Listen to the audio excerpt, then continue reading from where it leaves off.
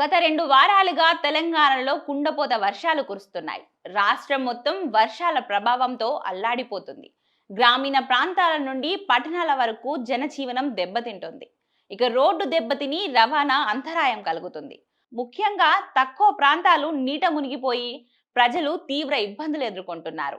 అయితే హైదరాబాద్ వాతావరణ కేంద్రం అధికారులు మరోసారి రెయిన్ అలర్ట్ ప్రకటించారు. దక్షిణ ఒడిశా తీరంలో కేంద్రీకృతమైన వాయుగుండం కారణంగానే ఈ వర్షాలు కొనసాగుతున్నాయి.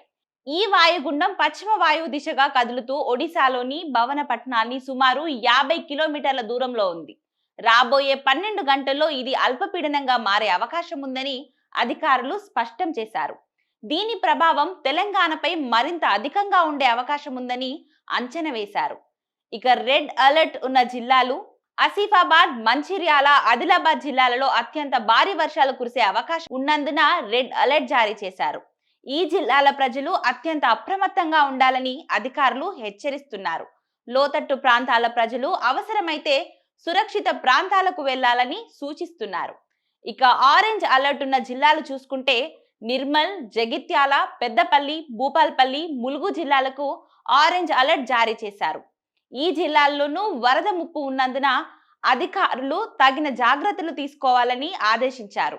ఇప్పటికే కొన్ని చోట్ల వాగులు, వంకలు పొంగి పొర్లుతున్నందున రహదారులు ముంచెత్తాయి.